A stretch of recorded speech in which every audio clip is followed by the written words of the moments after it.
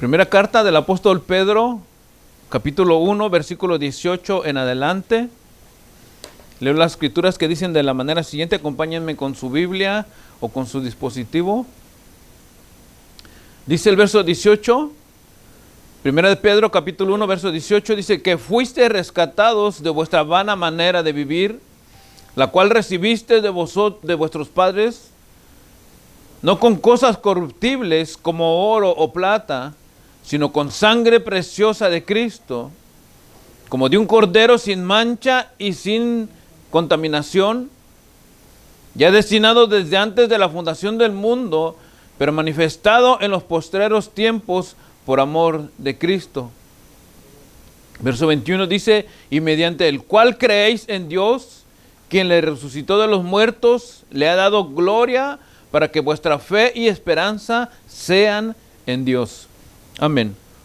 Oremos, hermanos. Señor, te damos las gracias y agradecemos siempre la oportunidad que nos das de poder ser portadores de tu palabra y de poder entregar un mensaje, Señor, que nos alimente espiritualmente, pero también, Señor, que nos haga ver la realidad en la que estamos viviendo, Señor. Y mucho más, Padre, quizá para aquellos y aquellas, Señor, que se han alejado de tus caminos. Y mucho más, Señor, aún haciendo conciencia de aquellos que no te conocen en realidad. Habla nuestras vidas, Señor. Rogamos que tu presencia, que tu Espíritu Santo en medio de nosotros, Señor, y que también a través de las redes sociales, Señor, que utilizamos para poder entregar tu palabra, aquellos y aquellas, Señor, que la escuchen, Señor amado, vengan, entiendan, Señor, razonen y vean en qué posición están delante de ti, Señor. Que vengan a tus pies rendidos o rendidas, Señor, es nuestro deseo y es nuestra única meta, Señor amado. Háblanos a todos en general, Señor, sin mirar la condición en la que nos encontremos, para edificación, Señor, y para salvación. En el nombre de Jesucristo te doy las gracias. Amén. El tema que vamos a estar abordando en esta ya tarde de domingo, hermanos, lleva por título La condición y el valor del hombre según la Biblia. La condición y el valor del hombre según la Biblia, perdón. Ciertamente, hermanos, que la mayoría de las personas tienen una visión distorsionada de quién es y cuál es su verdadero valor. Casi por lo regular, las personas tienen un concepto de sí mismo alejado de la realidad, alejado de la verdad, alejado, muy alejado de las Escrituras. Y este tipo de concepto de la realidad del valor humano no es un problema, hermanos y amigos, únicamente de no creyentes o de gente que no se están congregando o de aquellos que no están buscando de Dios. Es un problema que está también dentro de las iglesias. El concepto o la realidad o el valor de la persona o del hombre, hermanos, es un problema verdaderamente serio. Que, como les repito, no solamente a los que no creen, sino que también a los que creen ha venido a envolver. Y se ha introducido tristemente dentro de las iglesias o dentro de la comunidad cristiana de una manera tan silenciosa, tan fina, tan,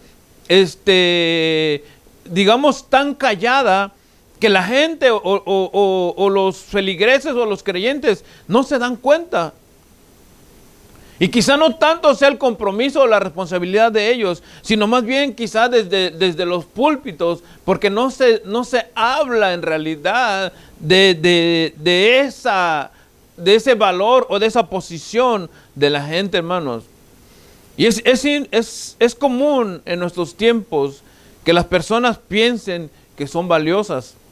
Y con esto no estoy diciendo que no vale uno nada, o sea, y vamos a ver, por eso el tema es importante, la condición y el valor del hombre según la Biblia, ¿verdad? Porque cada uno de nosotros tiene un concepto de sí mismo y vamos a ver, ¿verdad? Y por eso les decía al principio, quizá equivocado y a lo mejor muy distorsionado de lo que en realidad las Escrituras nos enseñan. Porque, como les decía, dentro de las congregaciones o dentro de las iglesias se tiene para muchos que no hablan centrados en la palabra de Dios, que el hombre y la mujer son príncipes, o que son reyes, o que son especiales tesoros. No importando, ¿verdad? Y aquí hago la diferencia, no importando en la condición que tú llegues a la iglesia. Y es por esta razón, hermanos y amigos, que veo la necesidad de que nosotros veamos cuál es la condición de nosotros como hombres y mujeres según la Biblia. ¿Qué enseña la Biblia? El valor, la condición de nosotros según las Escrituras, hermanos. Si es verdad lo que nosotros pensamos o estamos equivocados en cuanto a nuestro concepto, en cuanto a nuestra opinión o nuestro entendimiento de lo que nosotros somos en realidad. Vamos a empezar entonces, hermanos, con la condición del hombre según las Escrituras. La condición del hombre según las Escrituras. ¿Qué es lo primerito que nos enseña la Biblia? Que somos nosotros según la palabra de Dios, ¿verdad? Y vayamos viendo y vayan anotando, si quieren, Génesis capítulo 6, verso 5, porque es importante. Y por eso, o sea, les digo, hermanos, esto es según lo que nos enseñan las Escrituras. Probablemente después de que nosotros terminemos este mensaje, nuestro concepto cambie o nuestra opinión cambie del valor, ¿verdad? Y de la condición que tenemos nosotros dentro de la sociedad o dentro de la comunidad cristiana, ¿verdad? Y por esto les decía, se ha introducido dentro de las iglesias tan calladamente esos conceptos equivocados, ¿verdad? Que no son en realidad lo que enseña la Biblia. Hasta cuando nosotros entendemos quiénes somos, después, entonces hasta después cambia, en verdad. Pero no cuando nosotros llegamos al conocimiento, no es que somos reyes o que somos príncipes desde el inicio. La Biblia enseña, hermano, en primer lugar, Génesis 6:5, cuál es nuestra condición delante de Dios. Dice la Escritura, verso 5, y vio Jehová que la maldad del hombre era mucha en la tierra y que todo designio de los pensamientos del corazón de ellos eran de continuo solamente el mal. Aquí no habla, hermano, de que eres un rey o de que eres un sacerdote, que eres un príncipe. No, o sea, delante de Dios, la condición del hombre, estamos centrándonos ahorita en la condición del hombre y la mujer en la Biblia, dice que nuestros pensamientos, nuestros designios, o sea, nuestros deseos, nuestra voluntad, están inclinados totalmente al mal. No podemos ver, hermano, nosotros o ponernos en una posición de realeza cuando nuestras inclinaciones son totalmente equivocadas en contra de la palabra del Señor, ¿verdad? Y por eso que les digo, hermano, o sea, en las iglesias se ha metido y se ha introducido, y fíjense, ignorando quizá las Escrituras o descontextualizando la palabra del Señor. O sea, va a llegar un punto, ¿verdad? Y a lo mejor sería quizá para otro tema, donde sí nosotros vamos a tomar una posición de realeza y quizá de sacerdocio, pero no porque nosotros tengamos ese valor, o no porque mi padre o mi madre me lo hayan heredado, sino porque ha habido una intervención, y que esa intervención a nosotros nos pone en esa posición. Pero mientras nosotros no conozcamos esa intervención, o no sepamos de esa intervención, nuestra inclinación, dice la Escritura, y nuestros pensamientos son de continuo solamente el mal. El mal. Isaías 64:6 dice, si bien todos nosotros somos como suciedad y toda nuestra justicia como trapo de inmundicia, y caímos todos nosotros como la hoja, y nuestras maldades nos llevan como viento. Imagínense, ¿alguien sabe qué es el trapo de inmundicia? ¿Dos saben? El trapo de inmundicia, se lo voy a decir, voy a tratar de decírselo de una manera un poco clara, sin faltar al respeto, porque el trapo de inmundicia es lo que se utilizaba digamos, en la antigüedad o años atrás, muchos años atrás, cuando no existía lo que hoy se conoce como la toalla femenina. Espero que no sea muy ofensivo esto y que lo podamos entender. El trapo de inmundicia era, valga la redundancia, un trapo sucio. Y dice Isaías 64:6, si bien todos nosotros somos como suciedad y todas nuestras justicias como trapo de inmundicia, o sea, cuando nosotros pensamos que éramos justos, cuando nosotros pensamos que somos buenos, cuando nosotros pensamos que tenemos una buena condición, dice la Escritura, es como un trapo de inmundicia. ¿Me entienden? O sea, analicen eso, piensen lo que les estoy diciendo, porque esa es nuestra condición delante de Dios y es lo que enseña según la Biblia. Todos nosotros somos como hoja y nuestras maldades nos llevan como viento. O sea, en pocas palabras, somos dirigidos por nuestro pensamiento y somos dirigidos también por nuestras maldades y caminamos hacia ellas. O sea, esto es algo completamente, hermano, opuesto a lo que se enseña en algunas iglesias. No importa quién eres, no importa cómo llegues, no importa lo que te digan, tú eres el hijo del rey, eres el príncipe. Que confieses y que creas, fíjense, esto es lo más terrible y lo más preocupante, que confieses y que creas que tú eres el hijo o la hija del rey, llegando a la iglesia de la manera que ustedes están acá, hermanos, por favor. Espero que estén utilizando sus Biblias para leer, ¿verdad? O su celular, hermano. O sea, y llegan a las iglesias y le dicen, confiésalo que eres el hijo del rey. Confiesa que eres la princesa que Dios creó en ti. O confiesa que tú eres el fulano. O sea, que confieses algo que no es. Pero fíjense, jamás les dicen, confiesa tu pecado. Reconoce la condición que estás. Reconoce que estás alejado de Dios. Que el pecado te aparta de Dios. No les dicen eso. Este es el problema de muchas iglesias. Y nosotros, hermanos, a lo mejor van a decir, y es que ese es el problema radical de nosotros, de la humanidad, o sea, en nuestra relación con Dios, lo que nos separa de Dios es el pecado, dice Romanos 5:12. Porque nuestra mente, hermano, nuestra posición, nuestra condición delante de Dios, hermano, es totalmente depravada, hablando espiritualmente, hermano. Romanos 5:12 dice, por tanto como el pecado entró en el mundo por un hombre, y por el pecado la muerte, así la muerte pasó a todos los hombres por cuanto todos pecaron. O sea, el pecado es el problema de raíz del hombre. Nuestra condición delante de Dios, hermano, no es agradable en realidad. Sin Dios no es agradable. Sin reconocer quiénes somos nosotros no es agradable. La Biblia nos lo enseña. La Biblia nos lo deja claro. Fíjense, los pensamientos del hombre son de continuo el mal. Su inclinación del hombre es del mal. Cuando el hombre piensa que está justo o que va en justicia, dice la Escritura, según Isaías, que es como un trapo de inmundicia. O sea, no hay justicia en realidad, cuando nosotros pensamos que vamos bien.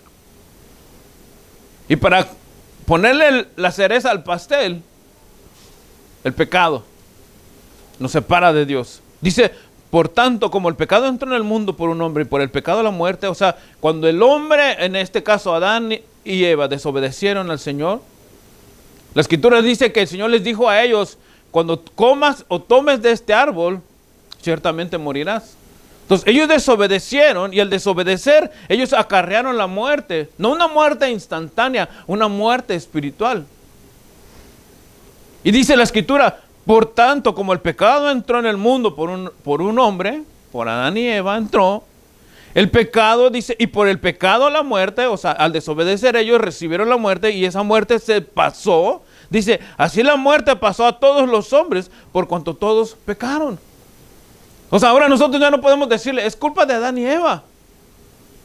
Porque nosotros también ya hemos cometido nuestros propios errores. Entonces ya ahora lo que nosotros creíamos que era justo es injusto, hermanos.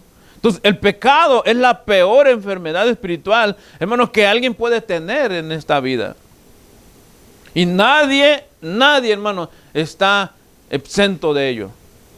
Todos, hermanos, cargamos con esa culpa, cargamos con esa quizá carga, hermanos.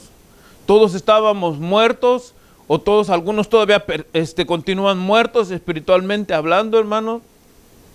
Y el hombre no es ni se puede decir un poco bueno o un poco malo para poder justificarlo. Es que yo no soy tan malo, o yo soy un poco bueno.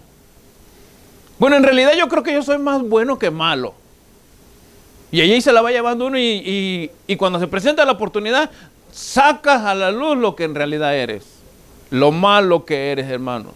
Y todo esto, hermanos, te hace completamente apartado de Dios. Dice Romanos 3:10, dice, como está escrito, no hay justo ni aun uno. No hay ni uno justo. No hay quien busque a Dios. O sea, el hecho de decirse, hermano, que tú eres el príncipe, el rey o el X, que se te enseña en algunas congregaciones antes de enseñarte cuál es tu condición delante de Dios, o lo que te puede enseñar la Biblia de la condición del hombre y de la mujer delante de Dios, es que estamos mal. Dice, como está escrito, no hay ni uno justo, no hay ni siquiera uno, no hay quien entienda, no hay quien busque a Dios. Todos se desviaron, aún se hicieron inútiles, no hay quien haga lo bueno. Ni siquiera uno solo, sin Dios. Entonces, el hecho de decir soy tan bueno o no soy tan malo, hermano, está totalmente apartado de esto. Esto no quiere decir, hermano, como les dije al principio, que en algunos momentos nosotros podamos hacer cosas buenas, porque somos, hermanos, formados, tenemos la imagen de Dios. En algunos momentos va a salir quizá algo bueno de nosotros, pero esa no es nuestra realidad, no es nuestra condición, hermanos. Fíjense, vayan conmigo a Romanos 3:23.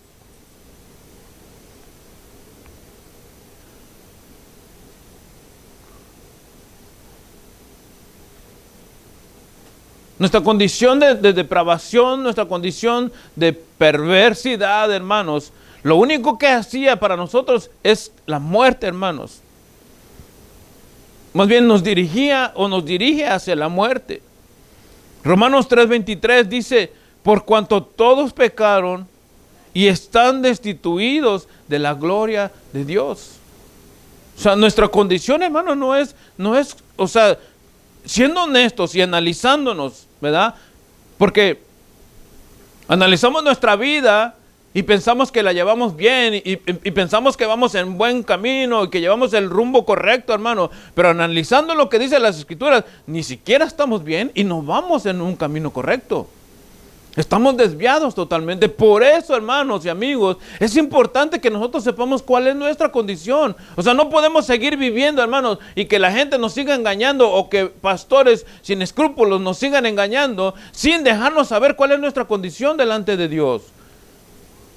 Porque si nosotros llegamos a una iglesia o llegas a alguna iglesia y nunca se te ha enseñado y nunca se te dice cuál es la condición o en qué condición estás delante de Dios, y tú vas pensando que cuando te mueras o cuando termine tu vida, porque has estado congregándote 5, 10, 15, 20 años, los años que sean, y llegue su tiempo y tú te mueras y jamás te arrepentiste, jamás reconociste cuál es tu condición delante de Dios, ya porque estuviste en la iglesia te vas a ir al cielo según tú, es mentira. No es así. Entonces, por eso es importante saber cuál es nuestra condición. Romanos, lo que acabamos de leer, por cuanto todos pecaron, y no dice algunos, y no dice solamente aquellos, y no dice solamente los que están fuera de la iglesia, dice por cuanto todos pecaron. Todos, absolutamente todos, dice, están destituidos de la gloria de Dios. ¿Qué quiere decir destituidos? Apartados, fuera, lejos de Dios.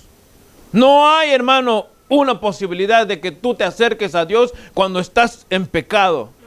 No hay una posibilidad de que Dios te pueda recibir o que te pueda mirar tú estando en esa condición de pecado. Todos pecaron y todos están alejados de Dios. Y dice la Escritura, de la gloria de Dios. O sea, no hay entrada con el Señor para nada. Y esto, en realidad, no es lo que tú quieres oír. Discúlpame que te lo diga. Esto es lo que tú necesitas oír. Porque, hermano, mientras nos la lleven o nos lleven apapachándonos el pecado y que nunca busquemos la solución, jamás encontraremos la verdad, jamás llegaremos a Jesucristo. Hermano, la Escritura dice, cuando el Señor dijo, yo soy el camino, la verdad y la vida, lo vimos el viernes pasado, Él no estaba hablando de una opción, Él no estaba hablando de alguna posibilidad, Él estaba diciendo, yo soy el único recurso para llegar a Dios. Y si no conocemos la verdad, hermano, jamás reconoceremos nuestra condición. Entonces, si nosotros venimos a Dios pensando que estamos bien, pensando que vivimos y pensando que tenemos un valor exagerado, hermano, en comparación a otros, estamos más mal que los que pensamos que están peor que nosotros. San Juan capítulo 3, verso 19. O sea, ¿no te gusta oír esto? Lo siento, es lo que necesitas oír. La verdadera condición, hermano, no es que eres un príncipe o una princesa. San Juan 3:19 dice, y esta es la condenación. Esta es la condenación. Que la luz vino al mundo y los hombres amaron más las tinieblas que la luz, porque sus obras eran malas. Y ven ustedes, analícenlo. ¿No dice Génesis 6:5 algo parecido a esto? Desde el principio la Biblia no nos enseña que los designios del hombre, Génesis 6:5, son de continuo solamente al mal, ¿no nos lo enseña?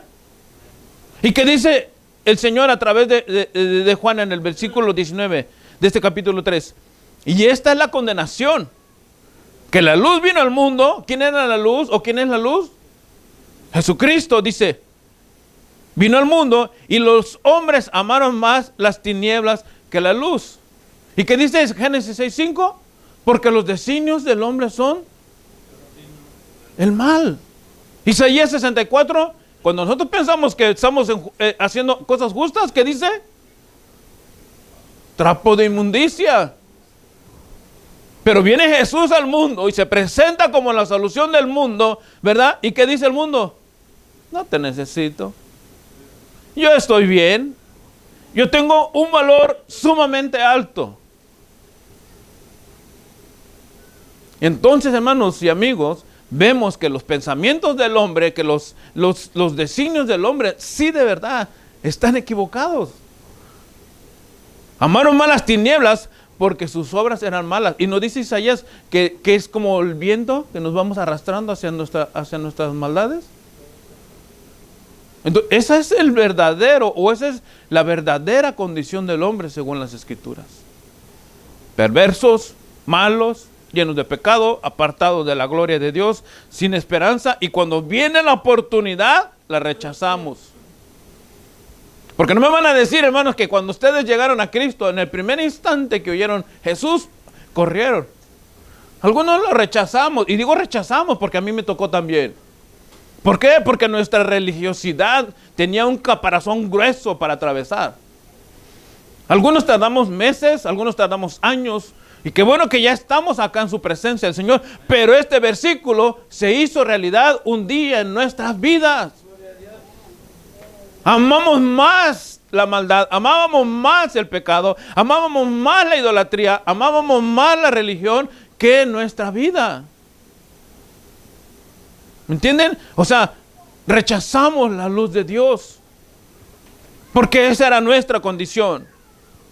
Nuestra condición, hermano, no es de que eras el rey o la princesa. Nuestra condición, según la Biblia, hermano, es que estábamos totalmente perdidos y apartados de Dios. Ahora vamos a ver, ya vimos la condición. ¿Cuál es el valor que tenemos nosotros según la Biblia?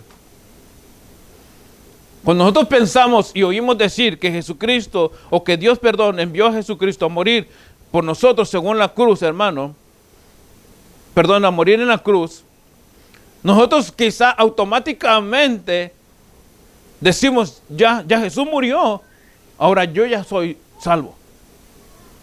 Ya Dios entregó su vida por mí, ahora yo ya tengo otro valor diferente.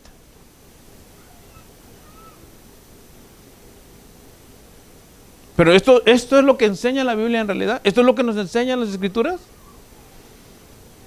A simple vista, hermanos, probablemente pudiéramos pensar, sí, o sea, si Cristo murió y dice la Escritura que entregó su vida por los hombres, pues entonces ha cambiado mi valor, ¿verdad?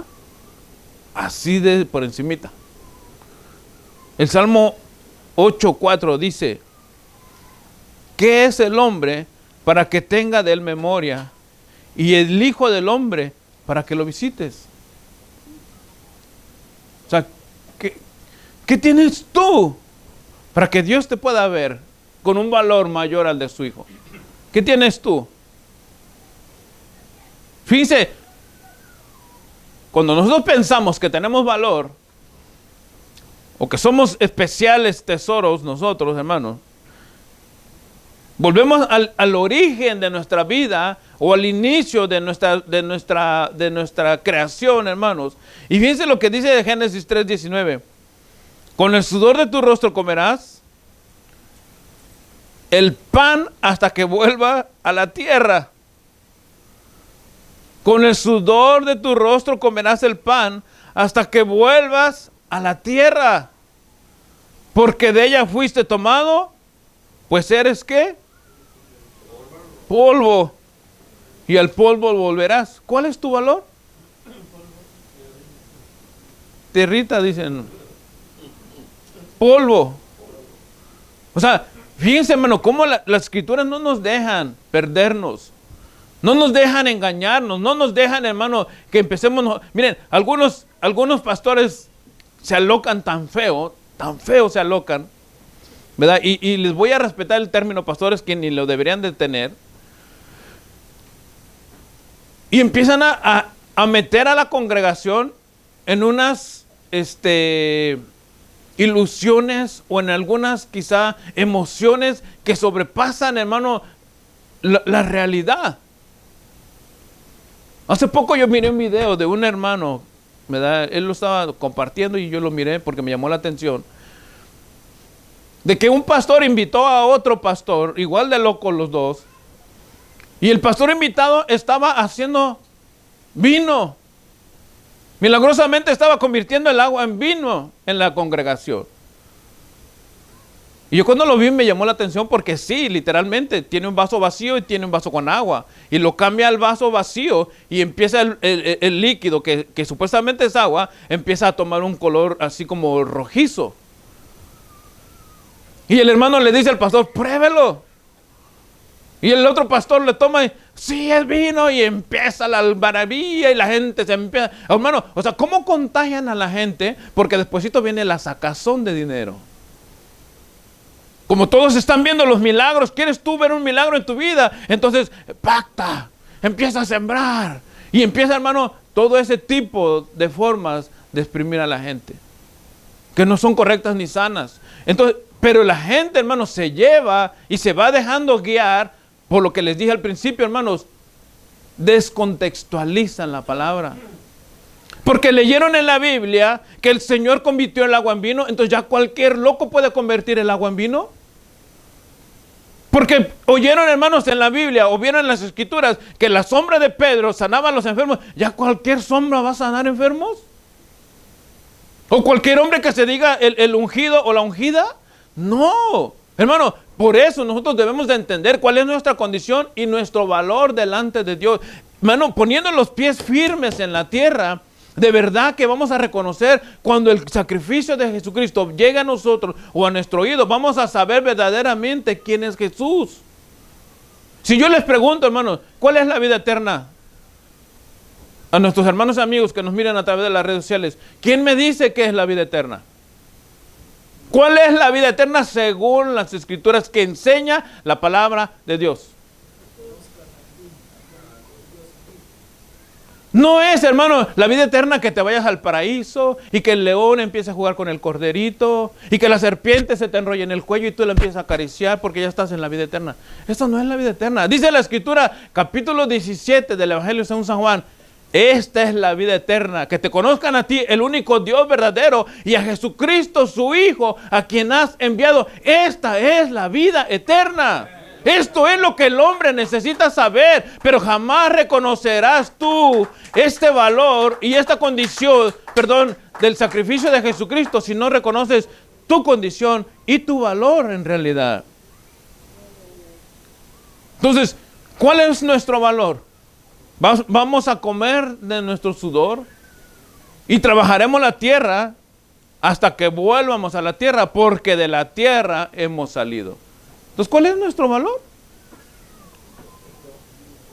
San Juan 17:3. Esta es la vida eterna. Esta es la vida eterna. Cuando tú analices qué es la vida eterna, entonces vas a entender. Y les hablo de la vida eterna, hermano, porque jamás vamos a poder llegar a la vida eterna si no reconocemos nuestra condición.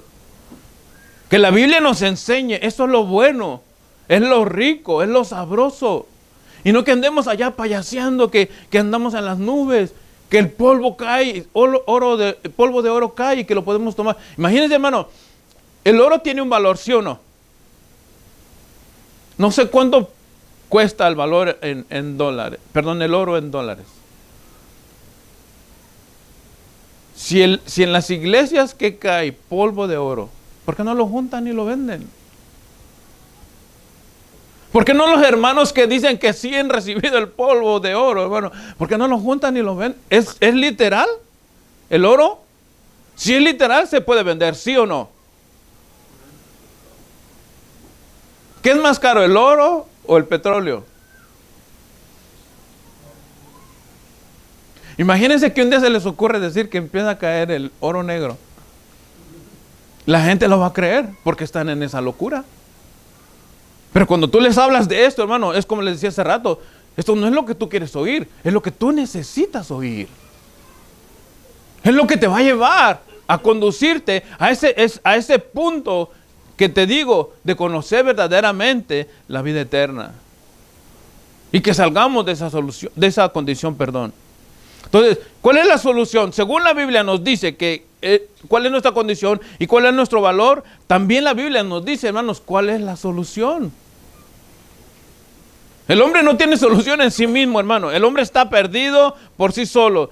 Somos miserables, somos, hermano, hombres pecadores. Nunca vamos a buscar a Dios por nuestra propia voluntad. Si jamás, dice la Escritura, alguno diera la vida por uno, pero nada más por uno, eso no sirve para nada. Entonces, todavía, hermano, nosotros seguimos pensando que tenemos un valor extraordinario delante de los hombres o más que de algunos otros hombres. No. Algunos piensan todavía, hermano, de que Cristo gira alrededor del hombre o en el contorno del hombre. Cuando el hombre, hermano, en realidad gira en contorno de Cristo. Toda nuestra vida tiene que estar alrededor de Cristo. San Juan capítulo 16, hermanos. Cristo murió por su pueblo, por misericordia del hombre y de la mujer. No fue porque éramos extremadamente valiosos y necesitáramos nosotros que Él muriera por nosotros. Fue porque a Él le plació y por la necesidad que teníamos de Él. Porque de tal manera amó Dios al mundo que ha dado a su Hijo unigénito. Fíjese, para que todo aquel que en Él cree no se pierda, mas tenga vida eterna. La Biblia nos da el recurso, la Biblia nos da la solución para poder nosotros, hermano, después de ver la condición y el valor que tenemos nosotros delante de Dios, según la palabra, nos da la solución también para poder salir de esa situación. Mientras andábamos, hermano, por ahí pecando, hermano, descomunadamente, sin frenos quizá algunos, no mirando a Dios, camino hacia el infierno, dice la Escritura que Dios mandó a su Hijo. Pero escuchen esto, hermano, no dice para que todos en general vengan y reciban la salvación. Lo leen con cuidado, dice, porque de tal manera amó Dios al mundo que ha dado a su Hijo unigénito. Fíjense, que ha dado a su Hijo unigénito para que todo aquel que en Él cree, y esta es la palabra clave, para que todo aquel que en Él cree, no universalismo, no generaliza, aquellos que crean en Él, dice, no se pierdan, mas tengan la vida eterna. Y fíjense, aunque no es el tema, ¿verdad? Pero si lo conectamos con el versículo que les acabo de decir de San Juan 17:3, y esta es la vida eterna, que conozcan al único Dios verdadero, a Jesucristo, su Hijo, a quien has enviado. Esa es la vida eterna, ¿no? Y dice, para que todo aquel que en Él cree no se pierda, mas tenga la vida eterna. O sea, para que tenga a Jesucristo, que es la vida eterna. ¿Verdad? ¿Están conmigo o no, hermano? Ahora, mientras nosotros nos desviábamos y nos perdíamos, el Señor hacía el efecto. San Juan 5:8 nos muestra las Escrituras la solución a esta situación, hermano. Un sacrificio perfecto, un sacrificio santo, un sacrificio que nos sacaba de esa condición y reconociendo el valor y reconociendo nuestra condición, dice Romanos 5:8, mas Dios muestra su amor para con nosotros en que siendo aún pecadores, Cristo murió por nosotros. Allí está, hermano, la solución a ese problema. Romanos 5:8, mas Dios muestra su amor para con nosotros en que siendo aún pecadores, Cristo murió por nosotros. Si nuestra condición es de pecado y nos separa del pecado, la única solución que tenemos es Cristo. Efesios 2:1-3 dice, y Él os dio vida a vosotros, fíjense, y Él os dio vida a vosotros, cuando estabais muertos en vuestros delitos y pecados, en los cuales anduvisteis en otro tiempo, según la corriente de este mundo, conforme al príncipe de la potestad del aire, el espíritu que ahora opera en los hijos de desobediencia, entre los cuales también todos nosotros vivimos en otro tiempo en los deseos de la carne, haciendo la voluntad de la carne y los pensamientos, y éramos por naturaleza hijos de ira, lo mismo que los demás. Pero dice el verso, Él nos dio vida a nosotros cuando estábamos muertos en nuestros delitos y pecados. Cristo nos dio vida a nosotros, hermano. No sé cuántos pueden dar gloria a Dios. Entonces, si ahora nosotros, hermanos, y ahora sí, si ahora nosotros tenemos un valor, no es porque nosotros seamos hijos del presidente, o porque seas hija de la primera dama, o porque seas hijo del rey o la hija del rey. Tenemos un valor, hermano. Dice 1 Timoteo 2:3, esto es bueno y agradable delante de Dios vuestro Salvador, el cual quiere que todos los hombres sean salvos y vengan al conocimiento de la verdad. Porque hay un solo Dios y un solo mediador entre Dios y los hombres, Jesucristo hombre, el cual se dio a sí mismo en rescate. O sea, Él nos da un valor porque Él nos rescató por todos, dice, de los cuales dio testimonio a su tiempo debido. Ahora, pudiéramos pensar, Cristo se dio por nosotros y nos ha dado un valor. ¿Cuál es ese valor? ¿Cuál es ese valor, hermanos? Primera de Pedro 1:18, y con esto vamos a terminar, para que se estiren bien. Dice, Primera de Pedro 1:18 al 21, dice, sabiendo que fuiste rescatados de vuestra vana manera de vivir, la cual recibisteis de vuestros padres. Fíjense, ya ven lo que dijo Romanos 5:12. Por el hombre entró el pecado y por el pecado la muerte, así todos los hombres murieron por cuanto todos pecaron. O sea, estamos recibiendo de nuestros padres, ¿verdad?, la herencia de la muerte, la cual recibiste de vuestros padres, no con cosas corruptibles. Fuimos nosotros rescatados no con cosas corruptibles, como el oro o la plata, dice la Escritura. Verso 19, sino con la sangre preciosa de Cristo. Si nosotros tenemos un valor, hermano, no es con algo corruptible, no vales plata, no vales oro, vales la sangre de Cristo. Ese es el valor que nosotros ahora tenemos cuando reconocemos nuestra condición delante de Dios. ¿Están aquí? ¿Cuánto vales ahora? Yo valgo porque cargo el celular nuevo del año. Eso es lo que valgo yo.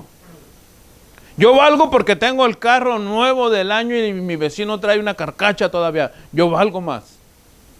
No, hermano, tu vecino puede traer la carcacha, pero él trae al hombre en su vida que le ha rescatado y él tiene un valor supremo que el que tú estás pensando. Ahora sí, Cuando tú reconoces tu condición y reconoces el valor que te enseña la Biblia que debes de tener para venir a los pies de Jesucristo, reconoces a Jesucristo como tu Señor y Salvador, entonces ahora vale la sangre del Cordero. Ahora sí eres valioso, pero en Cristo Jesús. Eres valiosa en Cristo Jesús, porque por precio fuisteis comprados, dice 1 Corintios 6:20, por el precio de la sangre del Hijo de Dios. No sé si puedes darle un aplauso al Señor, hermano.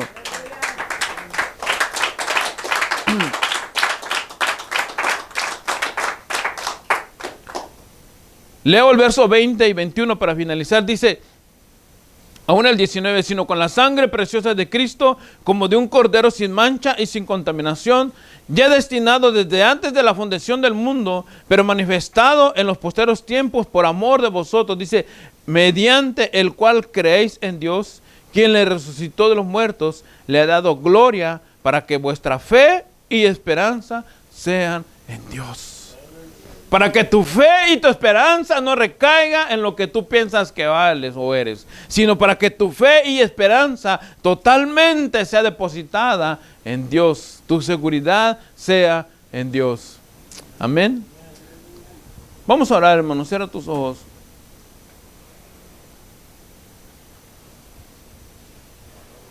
Si tú ya le has entregado tu vida al Hijo de Dios, si tú como hombre o mujer ya te has rendido al Señor, has reconocido la condición en la que vives delante de Dios, sabes que no eres de un valor mayor que nadie y que ahora la sangre de Cristo te ha comprado y vales la sangre del Señor y tú ya estás seguro, ora por aquellos y aquellas que no conocen del Señor.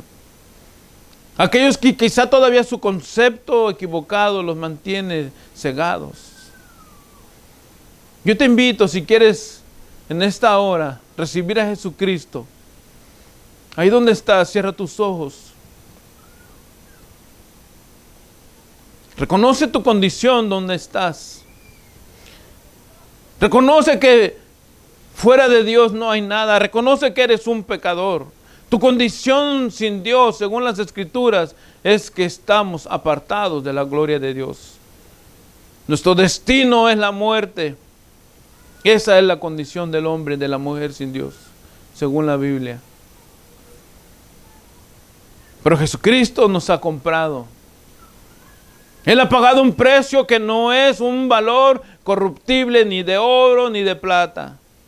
Hemos sido comprados por la sangre de Jesús. Y ese es el mismo precio que Él te ofrece.